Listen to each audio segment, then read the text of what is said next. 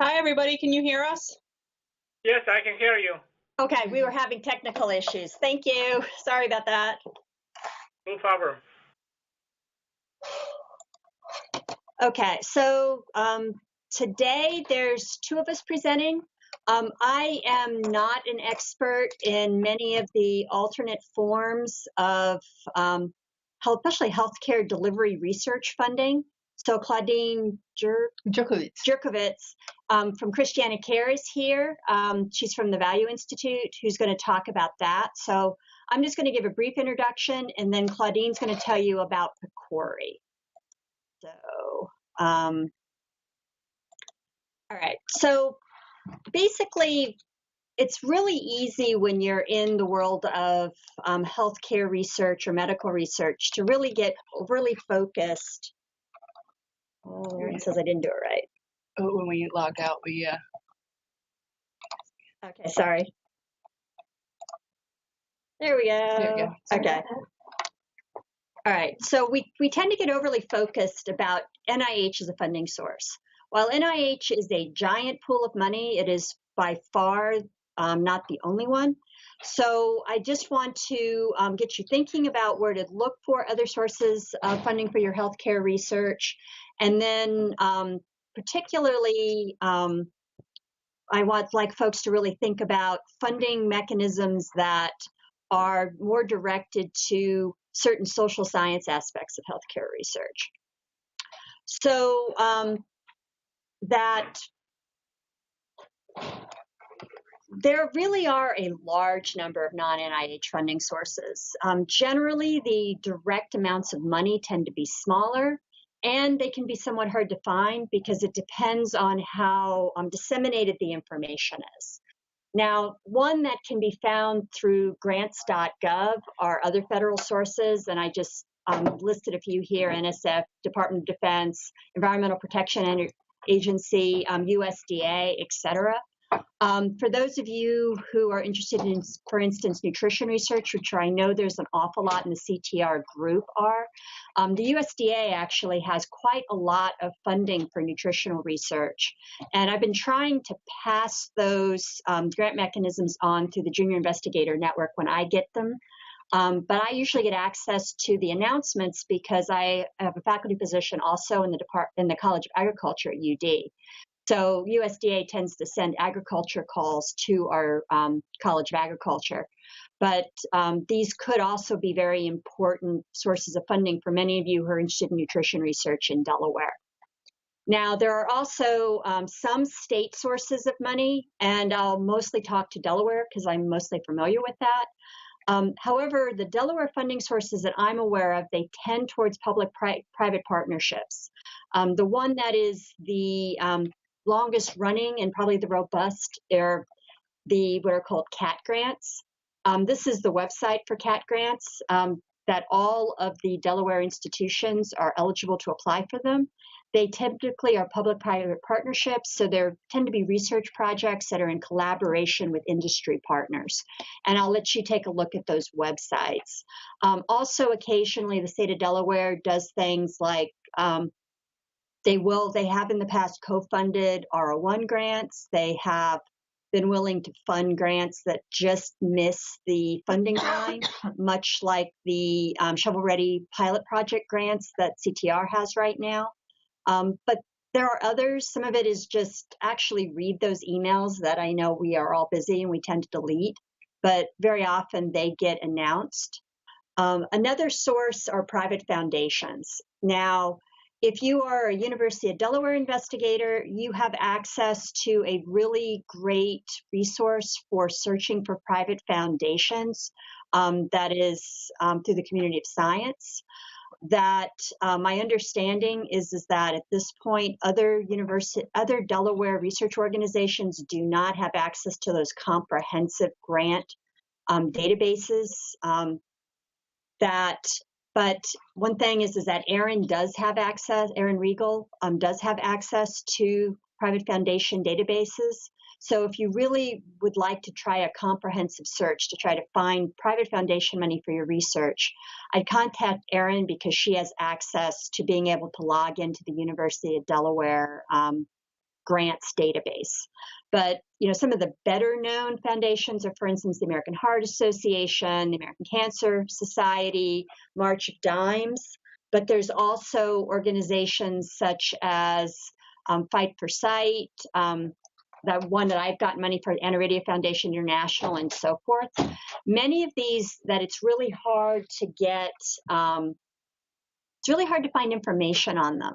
So some of it is that it also can help to really be aware of what patient advocacy groups are out there, because it's not that unusual for, if you are working with a patient advocacy organization, they are often willing to fundraise, maybe even directly for your research. So there's a whole host of possibilities of foundation money. The upside is that typically you get the opportunity to really engage with patient populations. Sometimes that can be very, very rewarding personally. The downside is that the amount of money tends to be small, but they can also really provide key pilot money for certain types of investigations. Now, for those of you who are in direct medical environments, there are direct donations to a research program.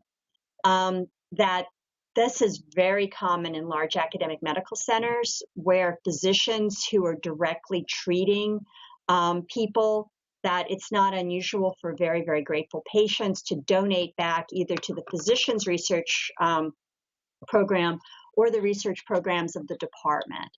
I know that there is some money that comes in that way at Christiana Care. I would assume that's also true at Nemours.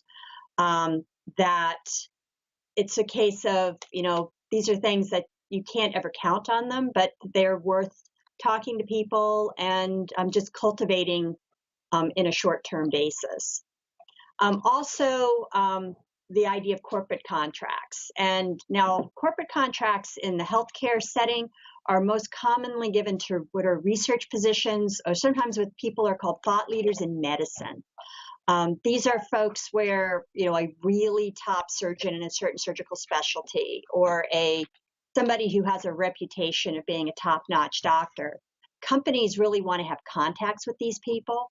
This is the reason why there's so much disclosure required for publishing in medical research, is because of the perception of possible conflicts of interest here. However, these can really fund people's research programs. Another place for corporate contracts are for folks with specific technical expertises or clinical resources, in addition to clinical trial sites.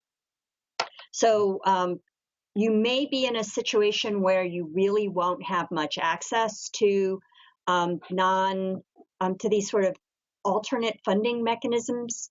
However, since many of the people who are listening to this are young investigators, people who are just getting their careers started, a large percentage of particularly private foundation money is really directed exclusively to young investigators, while direct donations to research programs or corporate contracts tend to go to people who are more established.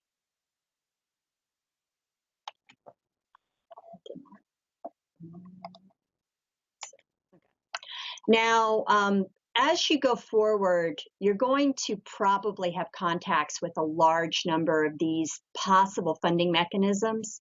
And I just want to kind of give people a couple heads up of things to think about, is that it's possible that you're going to be at a conference and somebody from a company comes up to you to discuss your research.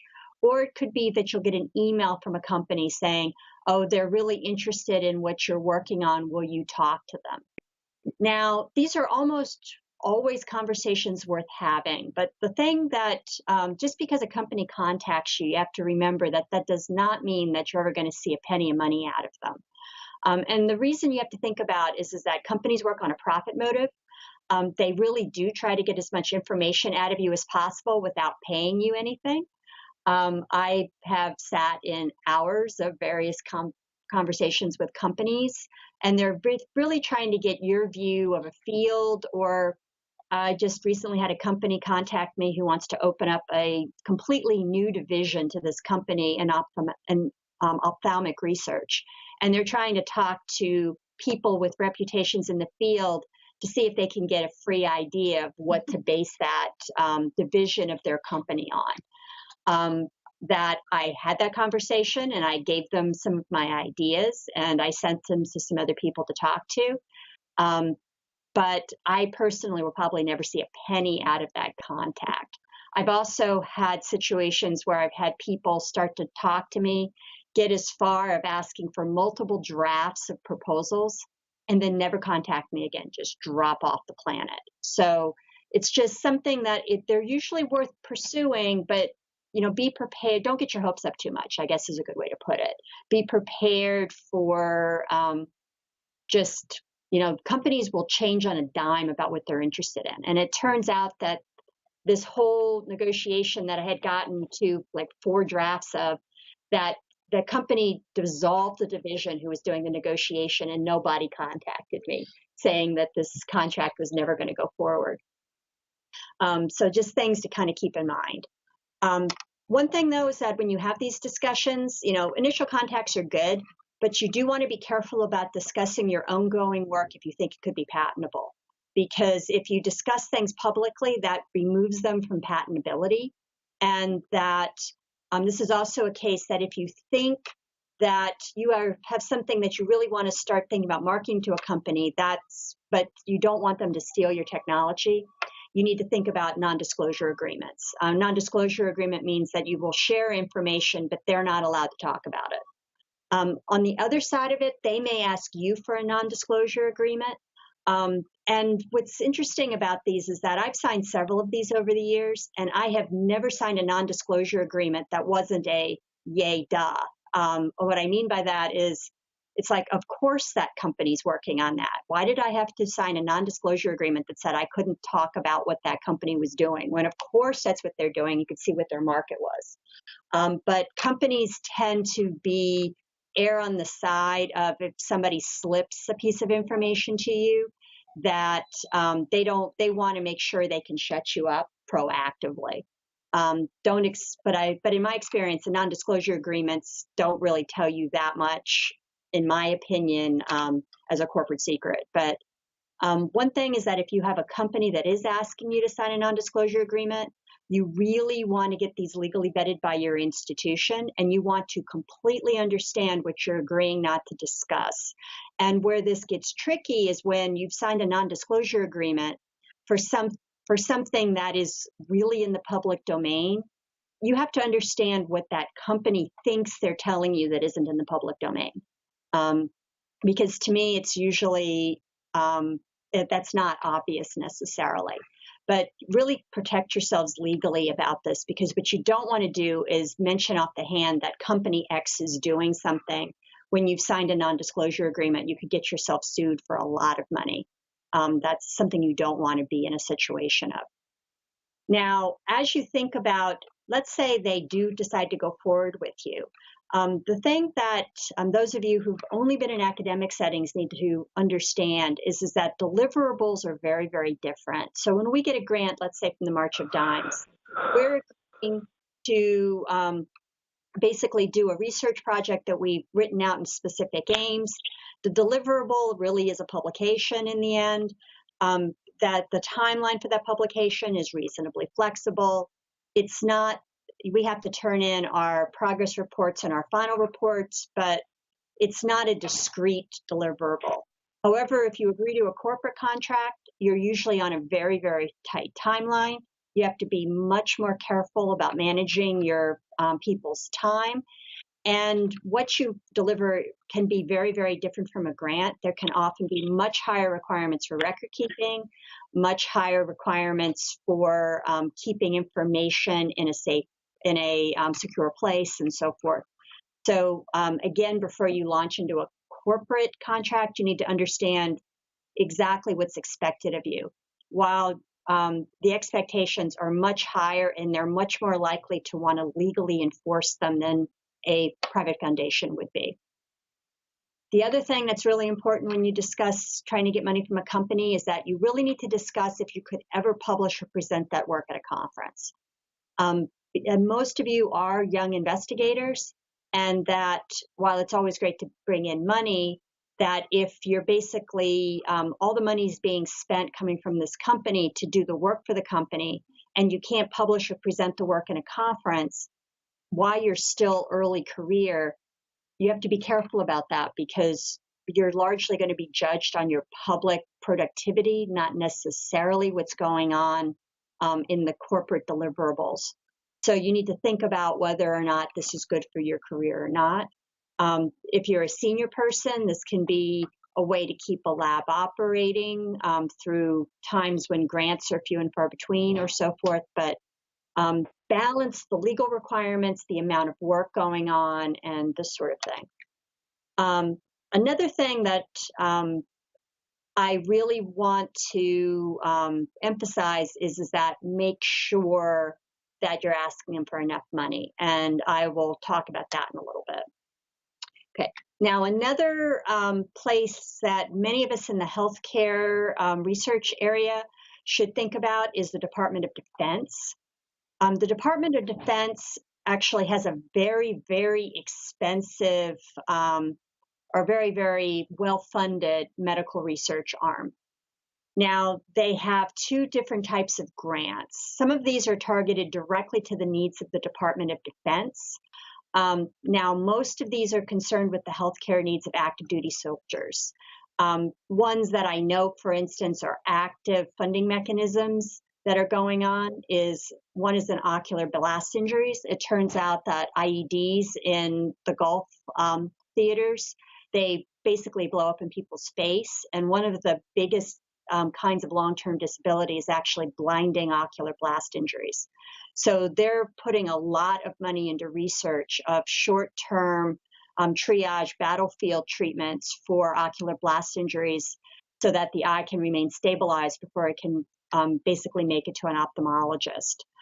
Similarly, traumatic brain injuries, because even if you're not in the direct line of an IED blast, just the shock wave can cause traumatic brain injuries, and that is a huge problem in returning veterans. Like I know, for instance, there's a letter of intent for ocular blast injuries due in July right now. I believe there's one for traumatic head injury coming up as well. One thing that this morning came from a signing ceremony between the University of Delaware and the Veterans Medical Hospital in Wilmington. The Veterans Medical Hospital in Wilmington is currently just doing primary care, but that the Department of the Veterans Administration also is supposed to be doing research on diseases of veterans, and they haven't been doing that. So there's a partnership going on where the University of Delaware is starting to do research with the Veterans Administration.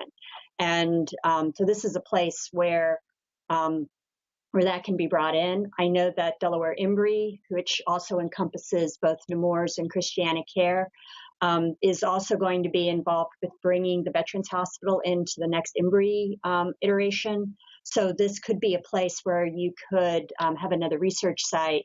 Also, it's another source of funding, depending on how they end up setting up their research arm, which, like I said, this is going to be something they're newly developing. Now, there's also some of these grants to the needs of the Department of Defense are also issues common to soldiers' families or veterans. And one set of grants that I've seen RFAs for is psychological effects of parental deployment on children. There's been things related to all sorts of health issues related to families of deployed veterans. And then there's also long-term health issues reported in veterans. Some of the current ones were things like Gulf War syndrome or PTSD. If you go back 20 years, there was a huge research effort for the Veterans Administration on Agent Orange for Vietnam era vets. So that's one class of Department of Defense grants. The other class are these congressionally mandated research programs. Now, These are, in many ways, are kind of overlapping funding efforts of the National Institutes of Health. But the reason they're separate and they're in the Department of Defense is that back 20 to 30 years ago, that was the beginning of the patient rights movement, where patients were feeling that there wasn't enough attention paid to their diseases. And probably the very first one that was really a big advocacy organization was breast cancer, but there's absolutely been others.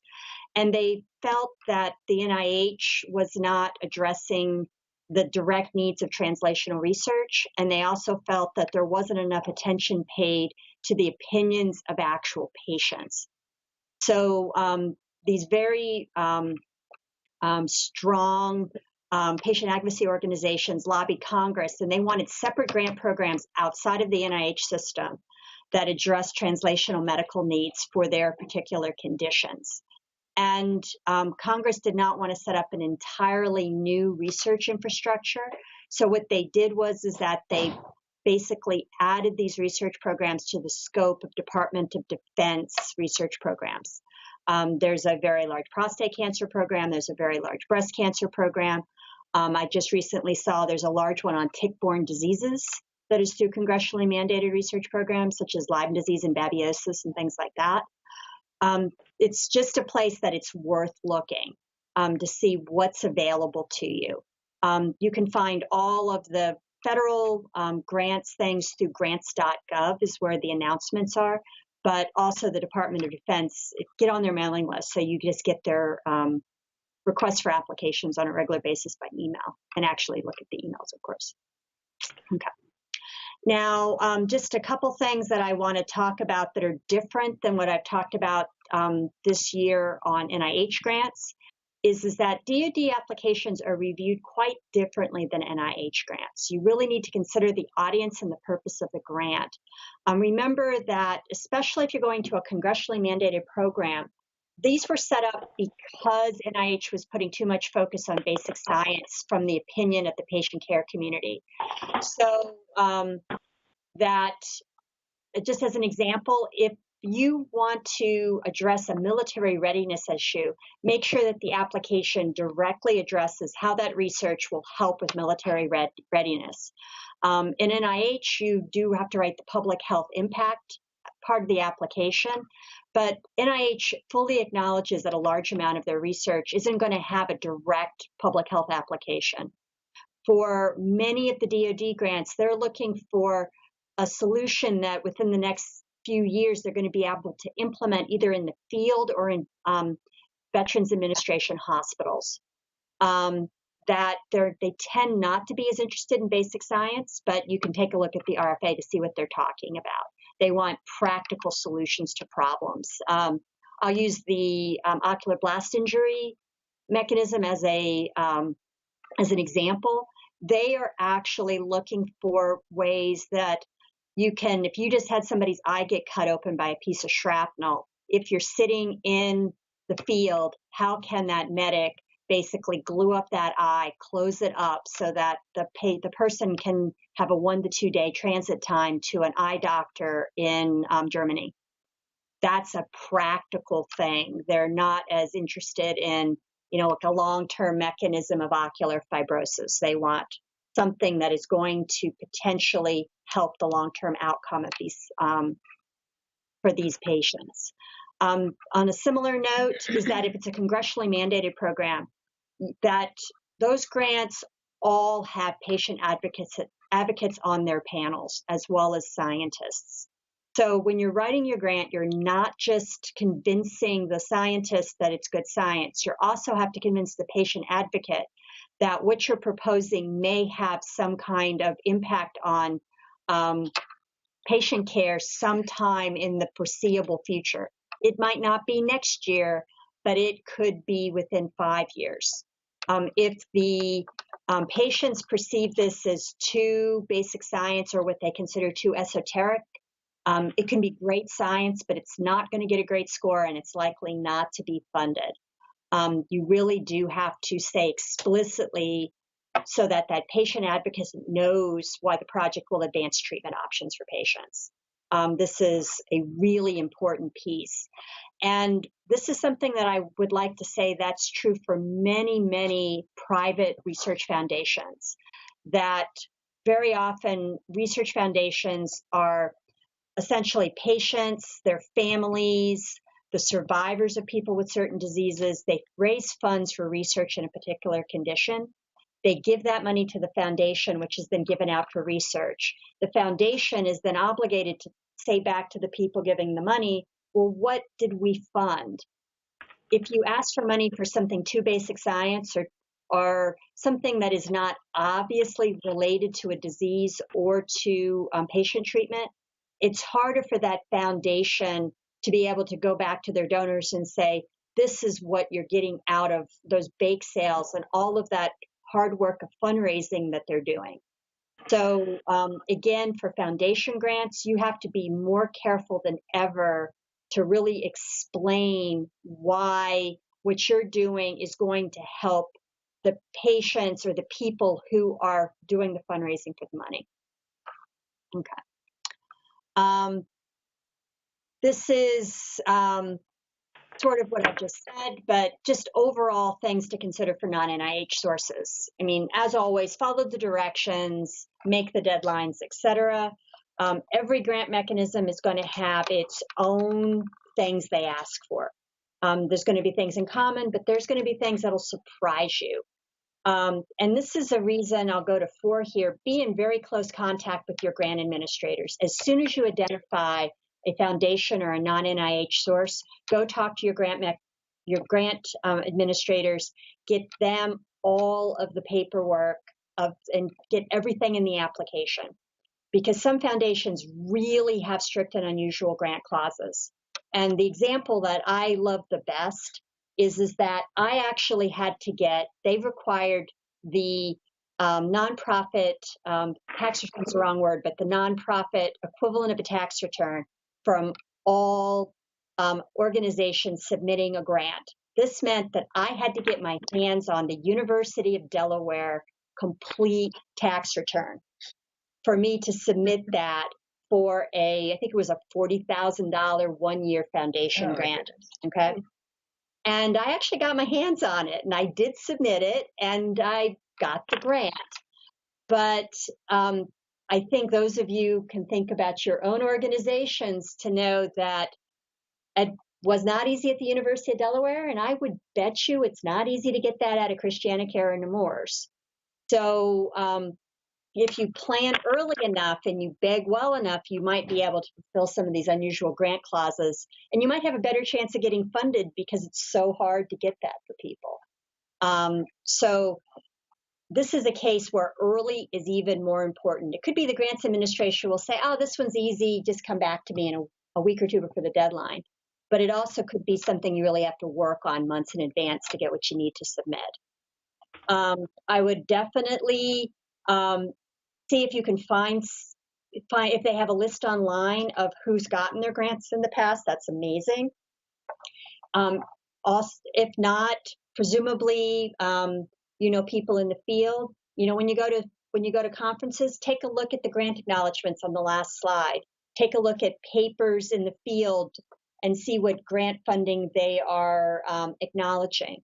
It really can help to get a copy of a funded grant from somebody who has gotten funding for them, because each grant mechanism has its own tricks to it, and there's also very different emphases. I'll use as an example broader impacts criteria for an NSF grant. And the science is one aspect, but the broader impacts are as equally important, and that's basically how does your research affect the community, or how does that affect training?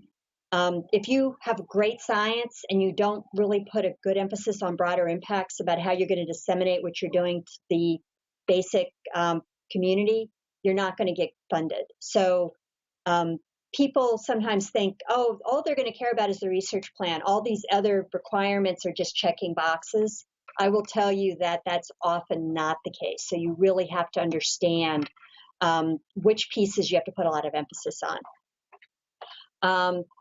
And as I said, DoD grants have a very patient-centered focus. Another thing that can really help is to try to make a personal contact with the organization prior to applying. While this doesn't always work, it usually is worth seeing if you can talk to somebody to lay out the basic framework of your proposal, just to see if it really is within the scope. Because very often the scope descriptions in grant announcements are very, very vague. So if you can get a chance to talk to somebody and just give them a sketch about what you want to do, they'll tell you, they hopefully will be able to tell you, yeah, this sounds like something we could fund if it gets reviewed well, or they can say, no, you've misunderstood what we're looking for. And you don't want to put a lot of effort into a grant if it's that you misunderstood what they were looking for. Okay, now the last thing that I want to address is the issues related to indirect cost return. Now, indirect cost returns have actually been in the science news a lot recently because the most recent Trump administration budgets for NIH basically are proposing to slash indirect cost returns to institutions to 10%. While I think the average indirect cost return is in the 50% range. I believe the University of Delaware is like 53%. I don't know what it is at the various hospitals in the area. Christiana is 64%. Okay, so Christiana is 64%. So this is the negotiated money that institutions are getting to pay for all of the infrastructure costs of the grant. This could be safety, this could be running the IRB, this could be just the lights and the electricity in the room that you're doing your research in. Now, that you have to understand your institutional policies on foundation grants. Many foundation grants come with zero indirect costs. So if your institution is requiring indirect costs and the foundation won't pay it, this means that you have to find out from your institution whether they'll let you apply for that foundation. While that most of the time the institution will say yes, there are definitely cases where an institution will say, no, this does not come with indirect costs, so we will not send the application in for you. That sometimes foundations give 10%. I believe the Trump administration is saying, well, the Gates Foundation only gives 10% indirect costs, so why should institutions get more from the federal government? So it's a case where you really have to find out what like at the University of Delaware, if I submit a grant that does not have indirect costs, there's actually paperwork that has to be done where UD is saying internally that, oh, for this award, we're waiving our indirect costs. That has to be part of the situation. And as I said, that's a big point of discussion right now in the 2017-2018 NIH budget. Similarly, where you have to be extraordinarily careful is with both indirect costs and just talking money is if you're talking about a corporate contract. And I think I would emphasize to you that if a company has contacted you and wants to do research with you, do not talk money, not even a ballpark dollar amount, without talking to your grants folks and your legal team at your institution first. That I know this from experience as well as talking to other people. We as academics usually grossly underestimate the costs of research.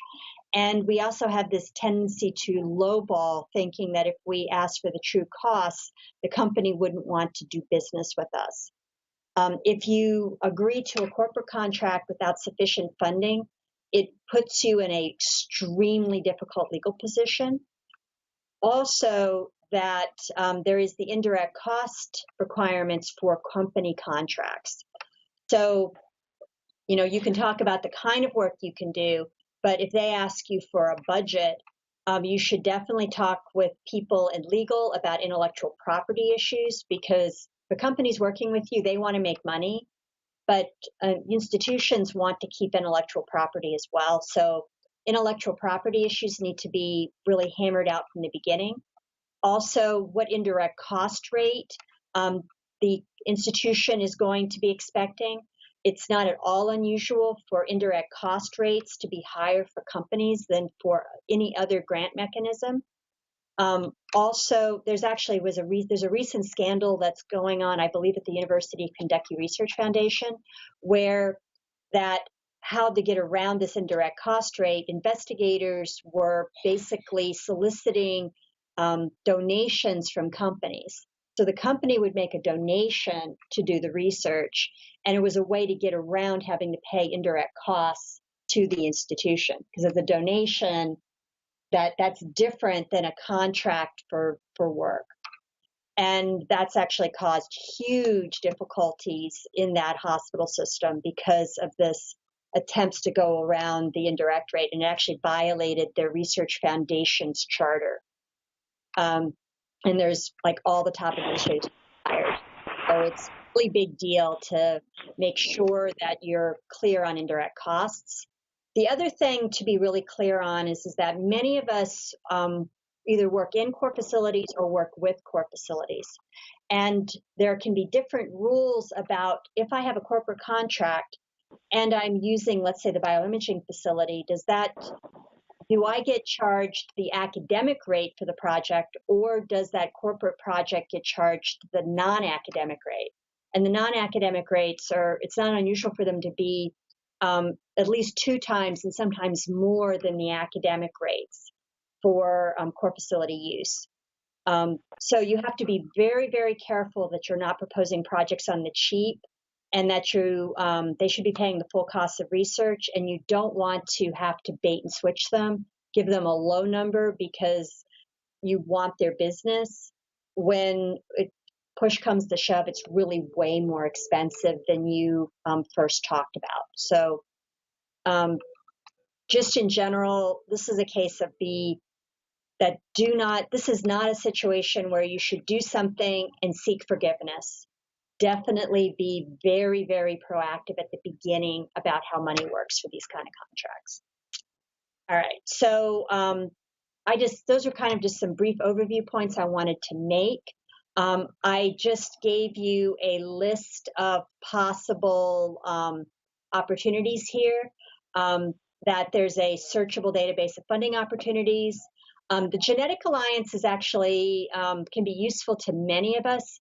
It's an advocacy organization that has a list of rare genetic disease organizations. Sometimes they have funding opportunities, but even if they don't have funding opportunities posted, if it's a disease that you're interested in, I would definitely contact that organization, and if nothing else, get involved in their patient advocacy outreach things. It could give you access to patients. It could also allow you to have a relationship that patient advocacy group might be willing to fundraise for you in the future. This can definitely result in funding. I know many people who have gotten money this route. At the same time, it really changes the way you look at your research to know the patients who are affected by the disease you're studying. As I said, the University of Delaware has the Community of Science database. Definitely that we're in the middle of trying to write grants to try to have direct access for Christiana Care and Nemours investigators. But this is a slow process.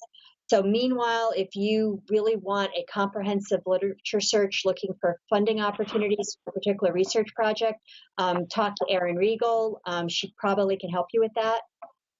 Grants.gov has all the federal grant opportunities. And then also look at your professional society.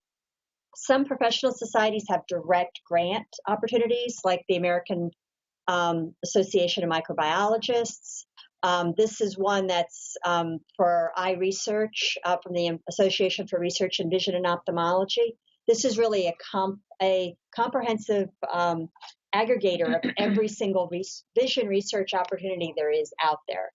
And if your professional organization doesn't have such a database, that's something that's worth asking them to put together as part of their benefits to members, because it can really be hard to find small funding opportunities. But if a professional organization keeps them all in one place, it can really help you out a lot. So with that, I'm going to shift gears and let Claudine, I'm sorry, I'm terrible. No problem. Claudine talk about PCORI. And I'll put this up for you. Great. Thank Okay. you. So thank you very much. Thank you very much, Melinda. In fact, I'm going to talk about two foundations or two organizations, the Patient-Centered Outcomes Research Institute, or PCORI, and also Academy Health. And that's something I just discovered recently, in fact. And it's really interesting. I'll just have a couple of slides about Academy Health at the end. So I'll go through a brief introduction, and then I'll talk about investigators-initiated grant, targeted announcements, all this from PCORI, the Eugene Washington Awards, Pipeline Awards, PCORNet, and then a few Academy Health. And the ones that are really interesting, I think, for young investigators are the Eugene Washington Awards and the Pipeline Awards, but we'll go through them. So PCORI is an independent non-profit, non-governmental organization that was authorized by Congress in 2010 and which is currently funded by the Affordable Care Act. So the big issue is, will it still be funded if there is another healthcare act? And we really do hope so, because it's been extremely successful. And so there is a big lobbying right now going on to keep PCORI funded. The mandate of PCORI is to improve the quality and relevance of evidence available to help patients, caregivers, clinicians, employers, insurance policymakers to make informed health decisions. And it funds essentially comparative clinical effectiveness research, or CER. The goal of PCORI is to determine again which of the many healthcare options available to patients work best in very specific circumstances, and they specifically focus on patient-centered outcomes research, which addresses the questions and concerns most relevant to patients and involves patients, caregivers, and all the other stakeholders, along with researchers throughout the process. And this is really, really important, because in fact, basically, PCORI only funds projects that involve stakeholders and patients, and you need to show that you already have a group of stakeholders that is formed before you even start your grant application. So the conditions that PCORI funds mostly are conditions that affect large numbers of people across a range of populations. Conditions that place a heavy burden on individuals, families, specific populations, and society. So it's really broad, and also rare diseases, and they have really good focuses on rare diseases, which are difficult to study, but always in the context of comparative effectiveness research.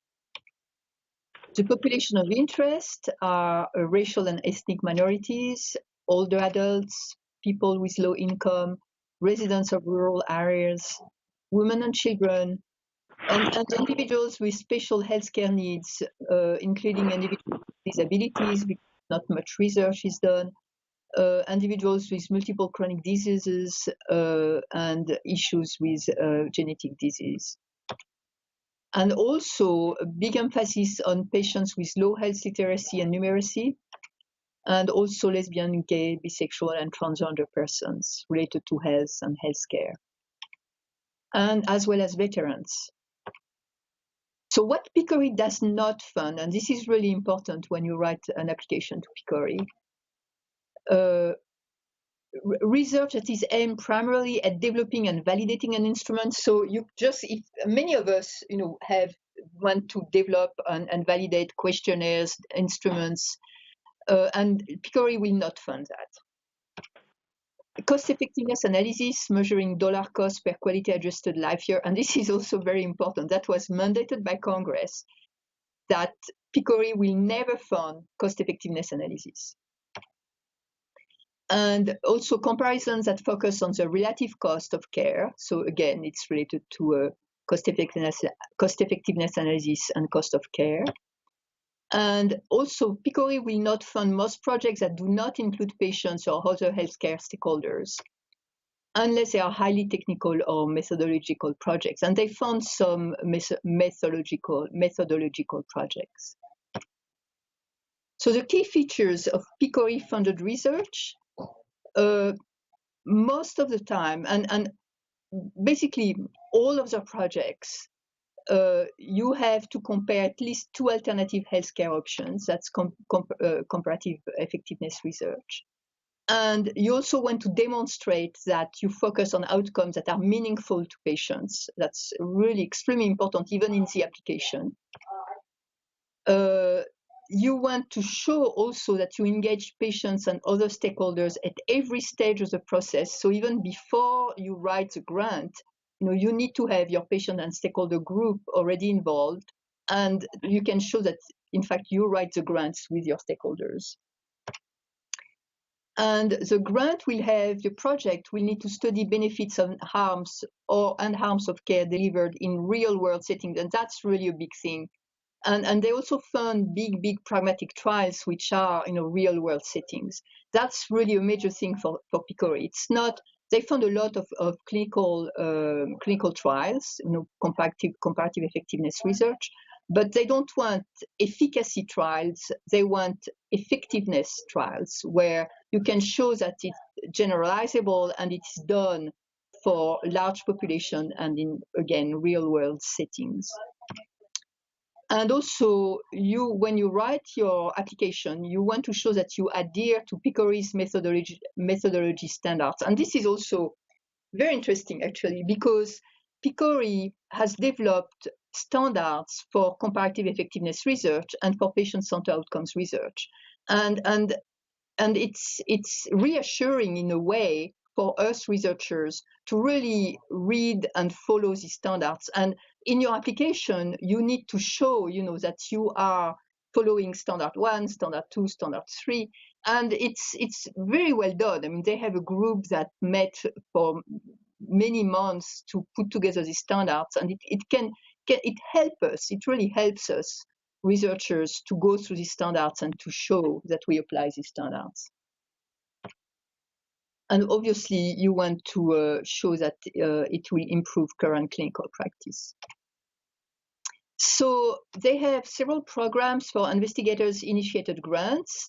The first program is related to clinical effectiveness and decision science, and it involves assessment of prevention, diagnosis, and treatment option, and that's typically your clinical trial methods, and related to any type of prevention that you want to test, prevention program or diagnosis test or treatment. Obviously, you want to compare several treatments for a specific disease and specific population. Communication and dissemination research, so that's a little different than clinical trials. It's really the study of communication, how to communicate results. And also there is a section for improving methods for conducting PCOR, and that's the one which is really methodology heavy. That's where you don't really need patients in this option. And then the other program is related to healthcare delivery and disparities research. So there is a section related to improving healthcare systems, and for each of them, I'll give you some examples in the following slides. And again, it's related to you can look at what works, in a healthcare, what type of strategy works, and you can do clinical trials or comparative effectiveness research. Addressing disparities is a huge also topic in PCORI. And finally, they also found that I didn't see that it was under any type of specific program, but they also found big pragmatic clinical studies to evaluate patient outcomes. And these studies very often are for $10, $15 million. And that's more for groups of investigators, senior investigators, and mostly when you have kind of a network investigators that get together to set up these very huge pragmatic trials. And I'll give some examples also there. So here, for the first investigator-initiated category, assessment of prevention, diagnosis, and treatment option, the maximum that you can ask in direct cost is $2 million. And I just put out here the most recent projects that they funded, and I thought it was really interesting. So, for example, acupressure intervention. to reduce treatment-related symptoms in children with cancer. And that's pretty new. It's from University of California. Stakeholder-driven comparative effectiveness study to prevent coronary artery damage in patients with resistant Kawasaki disease, again from California. And another one related to veterans with PTSD. A few ones addressing disparities also that were just funded. For example, improving outcomes for low-income mothers. So that's one of the population of interest in PCORI. Addressing childhood hearing loss disparities in an Alaska Native population. That's also very high interest for minorities. And in a study of evidence-based healthcare for underserved patients with Down syndrome. In improving healthcare system, so also were funded really recently in December 2016, improving patient-centered communication in primary care. That I thought that was really interesting also because it's one of the major issues.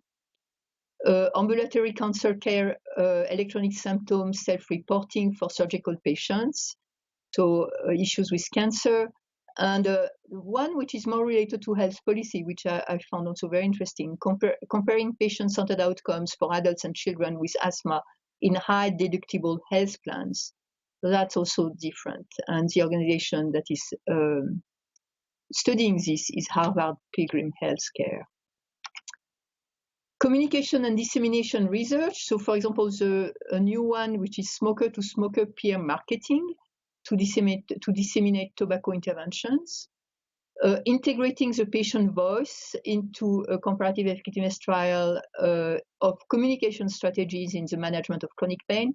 And chronic pain has been really a very big topic also for PCORI this last couple of years, actually, in relation to the opioid epidemic. And they've really addressed this with several PFA, and we'll see this later. And another one, which I also found really interesting, related to the communication on HPV vaccination.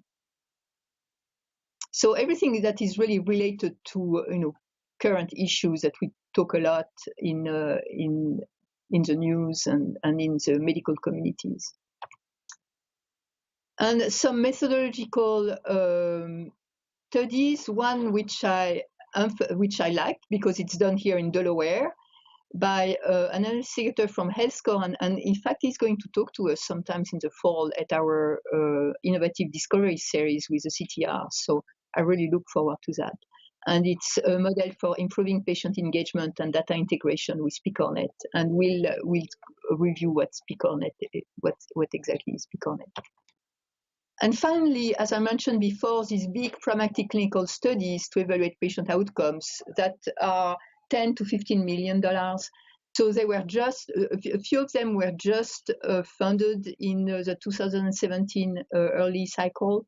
So for example, a comparative effectiveness study of operative versus non-operative treatment for atraumatic rotator cuff tears. That's a multi-center randomized controlled pragmatic trial. And that's a big emphasis on PCORI. A trial related to patient-centered care for opioid use disorder. Also big topic, and that's done by the Treatment Research Institute, very close to us in Philadelphia. And then another one also related to acute to post-acute care following traumatic brain injury by University of Washington. Again, in these big, large pragmatic clinical trials. But I think you really need to be a senior investigator to be able to apply for these kind of trials and be part of a big network. That's the one that are funded. A few targeted announcements. So these are not investigator-initiated trials. These are program PFAs, so targeted announcement. Program funding, what's A for? Announcement. Announcement. So one which has just, the deadline was in May, comparison of surgical and non-surgical options for management of chronic non-specific low back pain. So again, low back pain is a big thing. Symptom management for patients with advanced illness. The deadline is in October. It's a smaller funding, up to $2 million, and it's really related to palliative care. So also that's one of important topic at PCORI. And another one related to substance use disorder in pregnant women, which is a major topic also. Deadline is in October. So they, on their website, you will see on a regular basis these targeted announcements, and they've listed all the topics that they are interested in, and it's very well it's very well described. And then the Eugene Washington Engagement Award, so that's something a little different. These awards provide a platform to increase engagement in research of healthcare stakeholders. So this is really focusing on engagement of the patients and the other stakeholders. And these projects should result in tools and resources that may be useful to other awardees. There are two types of Eugene Washington Engagement Awards. One related to knowledge, training, development, and dissemination awards, and it's up to $250,000, and it's in total cost, not only direct, it includes indirect, so that can be also a challenge. And I realized that I got one of those, and I realized that during the when I was writing the grant, where we were doing the budget, and we had done a budget with total cost in $250,000 in direct cost. And then when we realized that the indirect cost needed to be included, we had to go back to the budget. So that's something that needs to be clear at the beginning. So these type of grants support projects that encourage active integration of patients, caregivers, clinicians, and other healthcare stakeholders as integral members of the PCOR Comparative Effectiveness Research Enterprise. And they focus on building all the knowledge and competencies and abilities of patients to be meaningful partners in research and through all the process of research, again, topic selection, design and conduct of research, and dissemination or implementation of results. And there is another type of Eugene Washington Engagement Award, which is for meeting and conference support.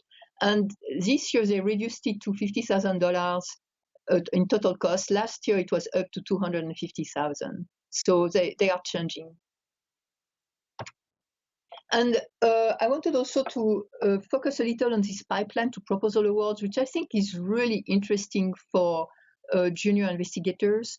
So it's a tier awards, and they've changed it also from last year. Last year there were 3 tiers, now it's only 2 tiers, which I think is much better actually, because you can get more money.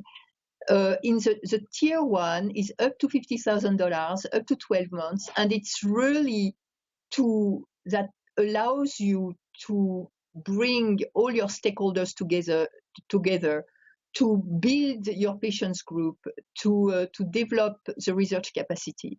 So if you don't have yet a network of stakeholders or your patients group, that's really the grant you want to go to, to build your patients group. I think it's really interesting. And then if this is successful, you can apply to tier B, which is where with your patient and your stakeholders group, you are going to write your grant. That gives you the time to write the grant. And then you can submit a PCOR research proposal, or they also say that you can submit any other grants. In fact, they don't mind if you submit elsewhere. But you need to show at the end of tier B that you are ready to submit a grant. I think it's really an interesting process. And then finally, I wanted to mention PCORnet, and mostly because at Nemours, you are really involved in PCORnet with PedsNet, and there is a team here who is actively working on this. So PCORnet is a large, highly representative national network for conducting comparative effectiveness research. It is a resource of clinical data which are gathered in a variety of healthcare settings. And most importantly, the data are collected and stored in standardized interoperable formats. And they emphasize data sharing across the network, and confidentiality is ensured. And so mostly what it is that it's a group of hospitals that got together, that applied to this grant and got the funding and everything. And they standardize data from their electronic health records into very specific variables that are then, these highly standardized variables that are available for researchers.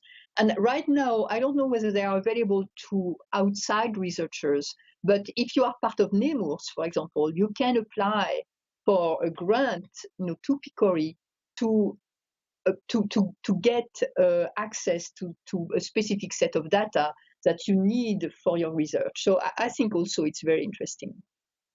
And PedsNet, it's a part of PCORNet, and it's all multiple pediatric hospitals that, again, shared their data from the electronic health records. So here are some numbers that I wanted to show. On the left is the funding for the research projects by area. So the most important one is really the comparative effectiveness research, where they've already spent $1.24 billion. So it's almost 74% of all the research funding.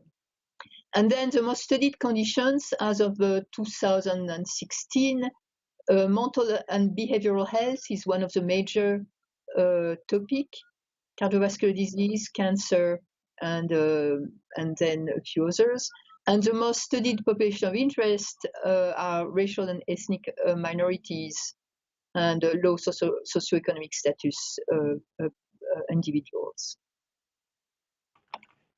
So just a few words about Academy Health. Academy Health is an organization that is focusing on health services research.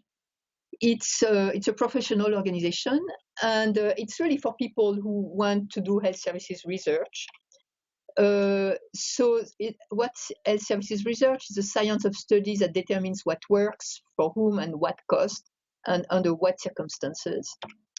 And also how our health system works, how to support patients and providers in choosing the right care, and how to improve health through care delivery. And it's quite close to PCORI, but they fund other type of projects, mostly related to health policy. So they have a number of mechanisms also for funding. They fund scholarship for junior investigators, so it could be for travel or for policy boot camps, for example, which I found very interesting. They also fund fellowships, again, for junior investigators, and these fellowships are for 1 year. And they can be at the National Center for Health Statistics, or NCHS, for the Academy Health Policy Fellowship. And that's where you go to Maryland, to the NCHS, and do a research project related to policy. Or the Delivery System Science Fellowship, also for 1 year, or the National Cancer Institute Academy Healthcare Delivery Research Visiting Scholars Program, which is also for 1 year. And people who are more senior also can apply to these fellowships. So that could be also a good way of learning more and doing more research. And then times to times they have some RFPs, and I was looking for recent RFPs, but they were not on their website. I remember a few that I noticed that were not there anymore. I guess they've been already funded. One which was related to giving access to large healthcare databases and looking, insurance databases, and looking at issues related to diabetes, obesity, using this data from insurance. And then another one which was related to what were effects of specific health policy on specific disease. And I thought that was really interesting. The big issue is that they are not very big grants. They go from 10 to 20,000, mostly related to data. And so if you are, fluent in data analysis, that are good, really good grants to start with. And this is the Academy Health website. I don't think the RFPs. I don't know whether if you don't belong to Academy Health, if you get the announcement. So maybe I belong to Academy Health, so maybe whenever I get an announcement, I'll forward them to anyone. And I think that's all I had. Yeah. So do we have questions from anybody?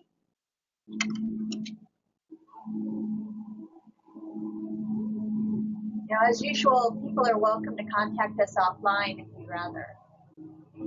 Absolutely. We're good, Aaron.